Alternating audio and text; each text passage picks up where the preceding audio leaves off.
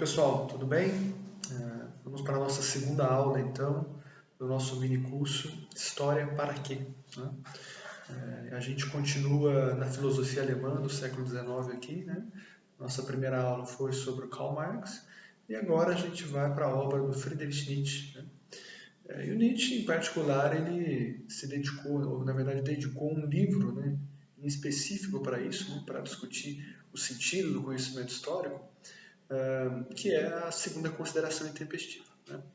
Só que de início, eu acho importante dizer que esse vídeo vai ter dois momentos. Né? Num primeiro momento, eu vou aproveitar uma aula que eu gravei para os alunos no terceiro período do curso de História aqui da UENG, em que eu faço uma entrada vertical, né, na segunda consideração intempestiva, né, escrita pelo Nietzsche, e ali destrincho, né, vários conceitos presentes na obra no que diz respeito à importância da história. Não é? Num segundo momento, eu volto e termino essa nossa segunda aula do minicurso tentando fazer algumas pontes, né, alguns paralelos entre o entendimento do Nietzsche da importância da história com alguns, vamos dizer assim, fenômenos contemporâneos, né, alguns fenômenos presentes hoje, usos e abusos, né, do conhecimento histórico, né, algumas formas contemporâneas do conhecimento histórico.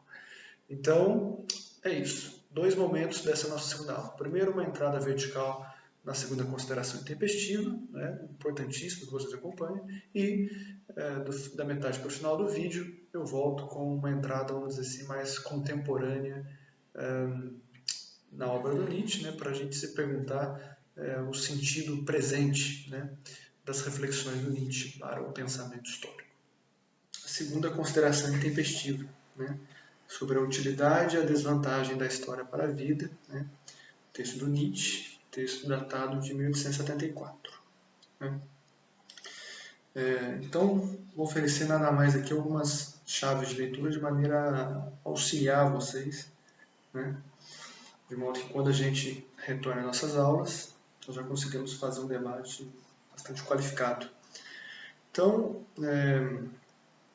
acho que a primeira coisa a se destacar aqui, né, como bons historiadores, é pensar um pouco no contexto, né? Na verdade, que tipo de resposta que o Nietzsche está oferecendo através desse texto, né? Partindo do pressuposto que todo texto histórico é uma resposta a determinado outro texto histórico, né? Que tipo de questão Nietzsche está respondendo nesse momento, né? Em 1874, na Alemanha, né? De certa forma, a gente pode adiantar aqui que é uma resposta a uma certa relação, vamos dizer assim, de indiferença à vida, em relação da história, uma relação dos historiadores, do conhecimento histórico em geral nesse momento, né, numa certa tradição de pensamento histórico alemão, uma certa indiferença em relação à vida.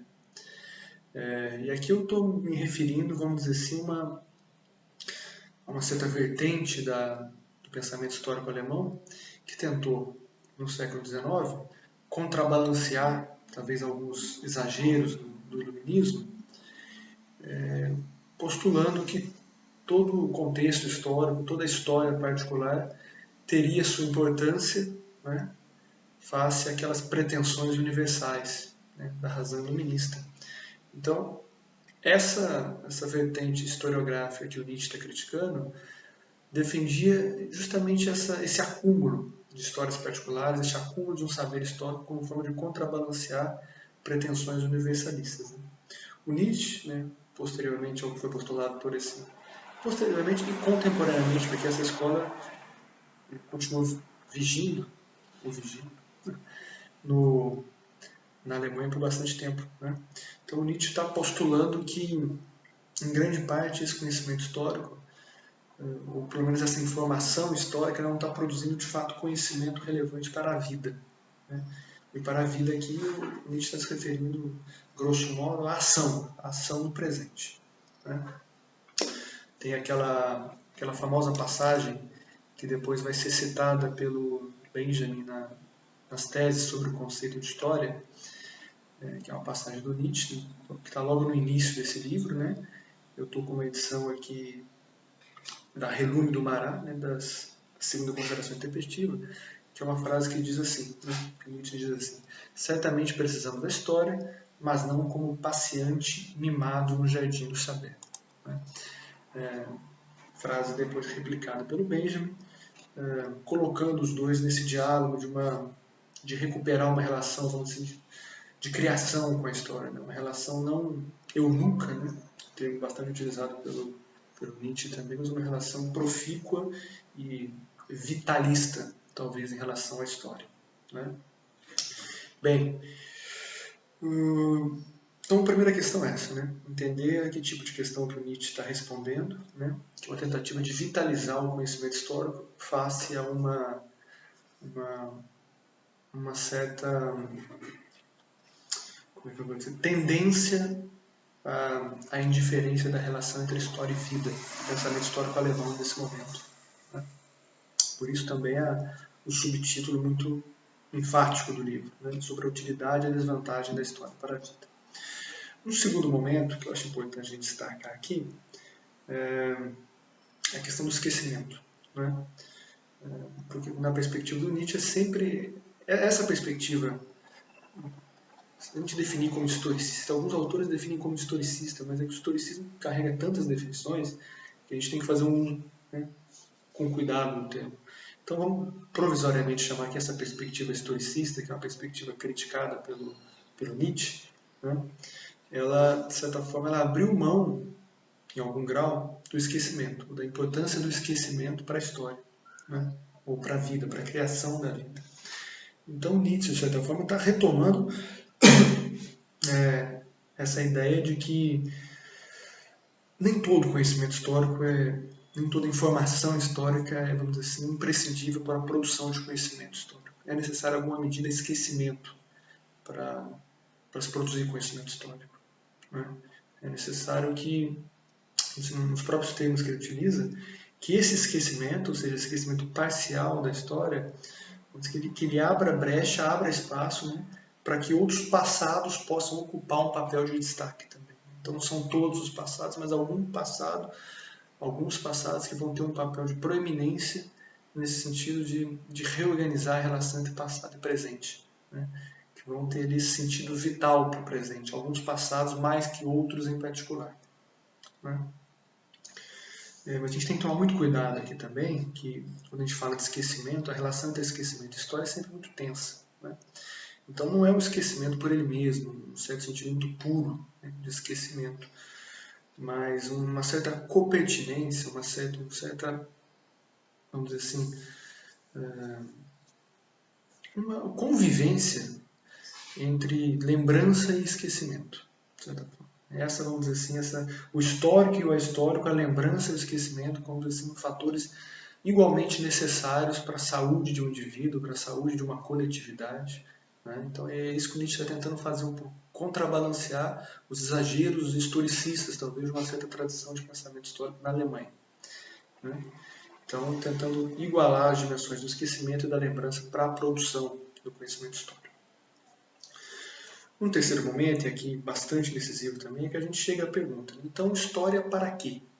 Para que, na visão do Nietzsche, serve a história? Talvez seja a grande questão do livro, né? A questão central que o Nietzsche está perseguindo. A história, por mais que o Nietzsche pese a mão muitas vezes nesse argumento do esquecimento, a história é essencial, né? A lembrança é essencial para Nietzsche também, no sentido de, vamos dizer assim, de orientação do presente, né? A história produz sentidos, significados e cumpre um papel fundamental de orientação do indivíduo e da coletividade no presente, né? Não todo conhecimento histórico, novamente, não toda informação histórica, na verdade, mas aquele conhecimento histórico preocupado em geração de vida, né? Aquele conhecimento histórico que está preocupado, vamos dizer assim, com uma adequação entre ser e dever, né? Ou seja, entre tanto o conhecimento histórico quanto aquilo que virá, né? A criação do novo, propriamente, né? Essa é a dinâmica, a equação fundamental do pensamento histórico que o Nietzsche está pensando, né? A importância da lembrança e a importância também de não se afogar, se imergir demais numa lembrança, né? De maneira que se sufoque o novo, né? Se sufoque a criação, a emergência do novo na história, né? Tem que estar bastante atento então nessa equação, nessa copertinência. Vamos entrar agora já vamos dizer assim, na parte final um pouco dessas chaves de leitura aqui, para a gente discutir um pouco as três formas, né, da história que a gente trabalha ao longo do livro. Né?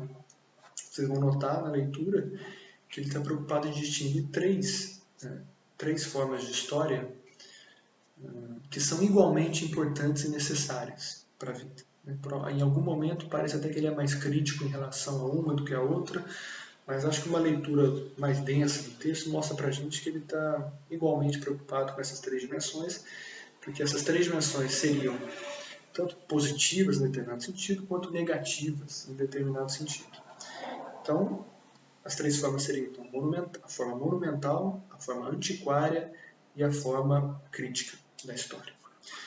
A forma monumental da história, e ele usa como exemplo aqui alguns relatos romanos, especialmente de Políbio, para mostrar que é aquela história um pouco, vamos dizer assim,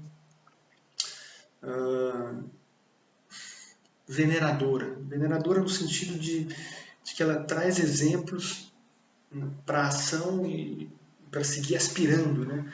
Uma história, vamos dizer assim, que tem como ponto positivo, então como força, como potência propriamente, essa ideia do exemplo, essa ideia da aspiração de grandes monumentos históricos que são capazes de, em momentos de crise, talvez, nos guiar, trazer exemplos de ação no presente, enfim. Só que essa forma monumental tem também sua versão degenerada, né?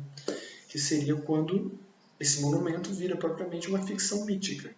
Né? Esse monumento vira algo que escapa a essa inspiração e vira algo que propriamente Nietzsche fala que você perde, vamos dizer assim, a diversidade do passado. Você fica tão preocupado com aquele monumento, com aquela em endeusar um determinado personagem, uma determinada época histórica, em monumentalizar isso, que você perde talvez a dimensão do que aquela época realmente representou, em toda a sua diversidade.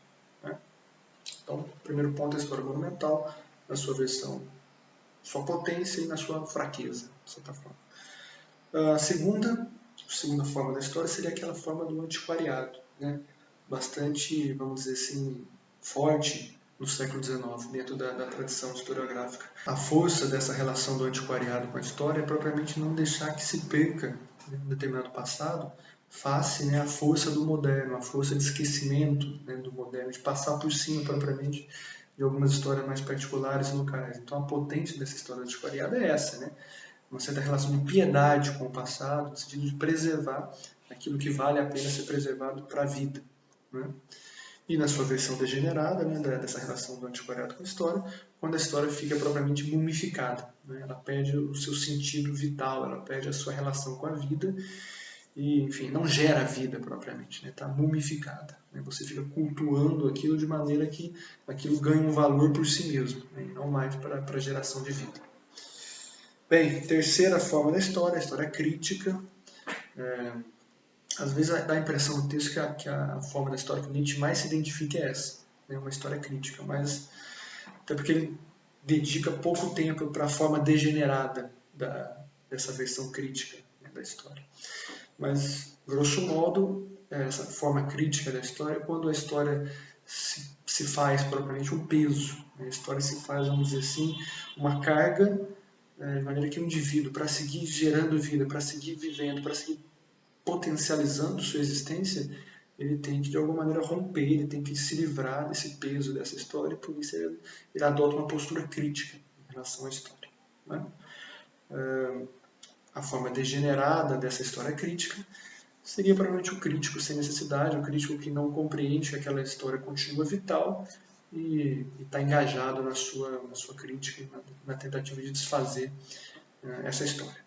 Enfim, essas três formas da história, elas nos fazem pensar muito.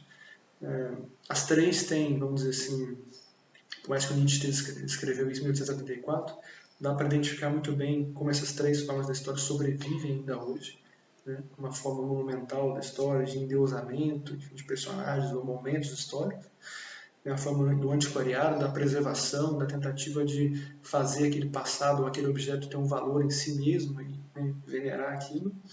E a história crítica é uma história, vamos dizer assim, hoje me parece que tem bastante força na atualidade, que é a tentativa de esclarecer alguns passados tensos, alguns passados pouco tematizados e alguns passados que necessitam, obviamente, ser tematizados no presente, momentos traumáticos, momentos que envolveram questões como períodos ditatoriais, enfim.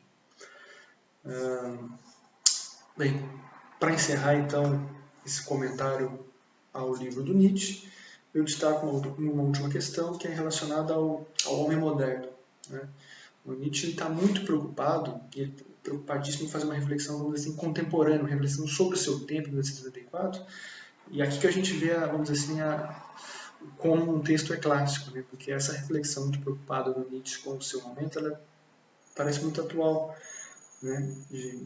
Porque o Nietzsche está sempre reforçando o texto que ele está vivendo em 1874, uma época sem precedentes, uma época de transformações sem precedentes. E por isso é necessário repensar as funções da história para a vida, né? Acho que é difícil hoje a gente dizer que nós também não estamos vivendo uma época sem precedentes e que nós não temos muito controle do que vai ser o conhecimento histórico depois de tudo isso, né? Que tipo de reorganização a gente vai ter que fazer para pensar a importância da história para a vida, né? Então, o Nietzsche faz, de certa forma, algumas críticas ao homem moderno, porque o homem moderno está muito preocupado com um certo fetiche da objetividade, né? Estabelecendo uma relação muito externa, muito, talvez pasteurizada com o conhecimento, e não propriamente uma relação intensa capaz do conhecimento gerar vida, né? Do conhecimento histórico propriamente gerar vida, né?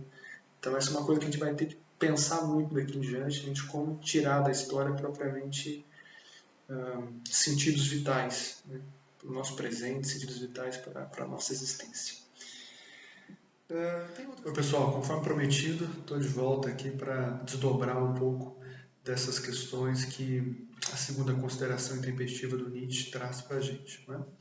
O que eu acho importante pontuar aqui é que das quatro aulas que a gente vai ter nesse minicurso, talvez a aula sobre o Nietzsche, essa aqui, seja o caso em que a gente tem, vamos dizer assim, mais de bandeja, né, que entregue para a gente uma resposta do História para quê, né?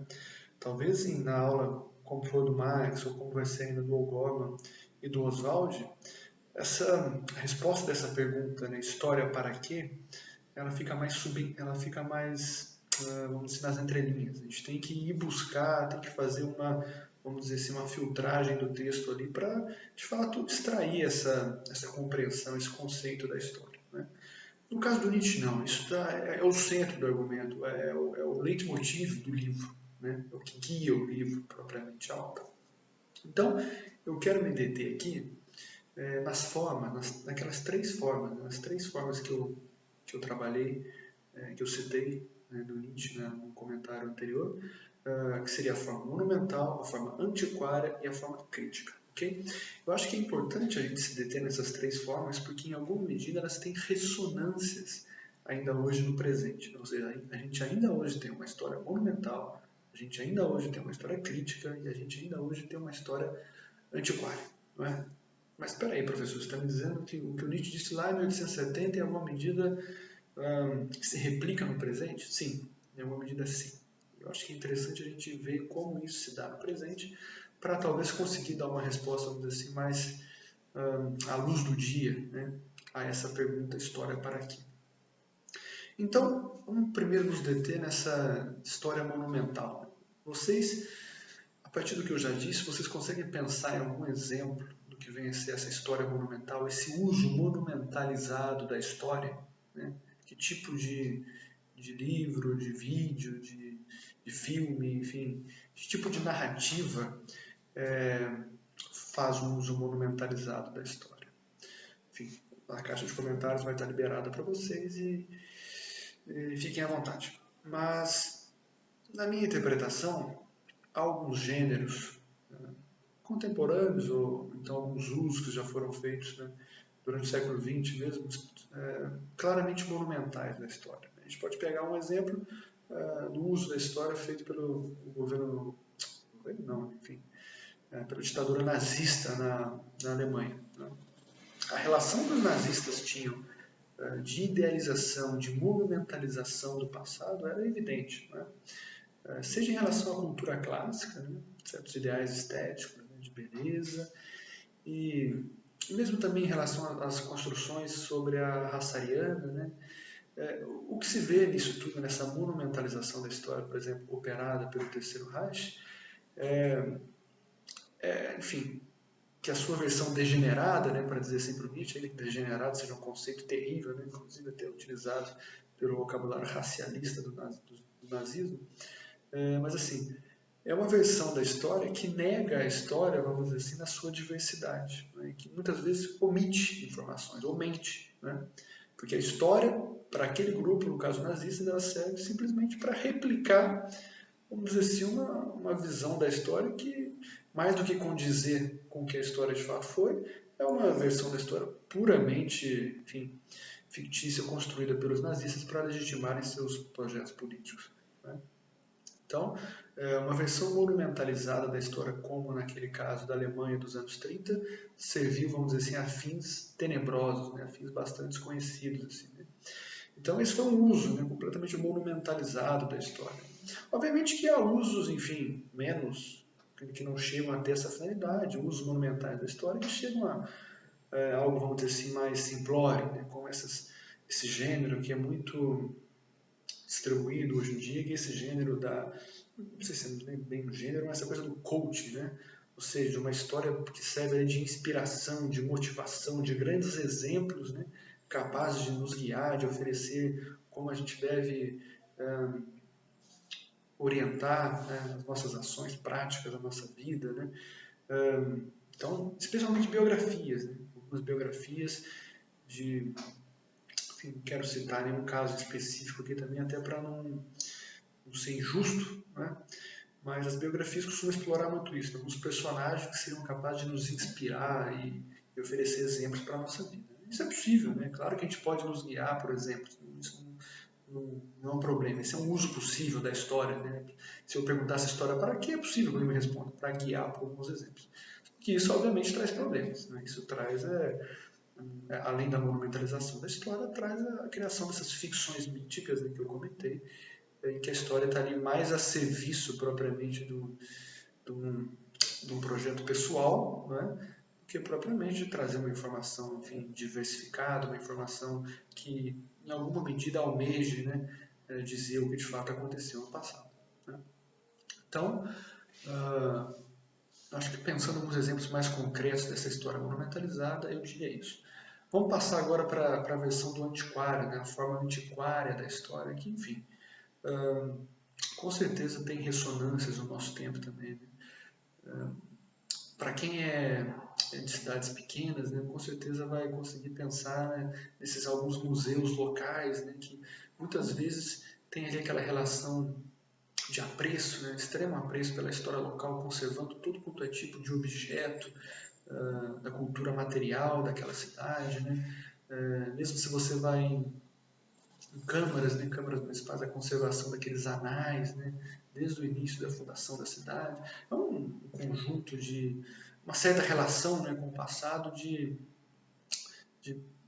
vamos dizer assim, de grande, né, enorme valorização da cultura material. Isso tem um fator bastante positivo, e o Nietzsche reconhece isso, que é a questão de um certo sentimento virtuoso, que seria aquele da piedade. A piedade, em alguma medida, para o Nietzsche é um sentimento positivo, né, no sentido que o cidadão consegue ter essa relação, vamos dizer assim, de generosidade, de piedade, um sentimento virtuoso em relação ao seu local de nascimento. Mas isso muitas vezes também, enfim, vai trazer problemas. Porque faltaria aqui, né, a pergunta fundamental, se esse passado, se o antiquariado, essa valorização da cultura material, ela é capaz de orientar no presente. E essa é a pergunta para o Nietzsche. Né? É uma história capaz de orientar no presente, de produzir sentidos para a orientação da vida, né? Para a reconfiguração do presente? Então, essa é a pergunta que muitas vezes a história antiquária não se faz, né? E traz aqui um problema. Então tem essa questão, não só eu falei das histórias locais, regionais, mas os museus são grandes exemplos disso, mesmo em grandes cidades. Né? Tem algumas curadorias de museus que você entra em algum museu, aquilo parece mais um depósito de objetos que propriamente uma curadoria, vamos dizer assim, muito bem feita, né? Que consegue pensar ali grandes pontes entre passado e presente, não é? Então a gente tem que tomar cuidado nesse sentido com a ressonância ainda hoje no presente de uma história antiquária que tem sua virtude, mas também sua forma degenerada. E por fim, a história crítica, né, pessoal? Essa sim, com uma grandíssima ressonância no presente hoje.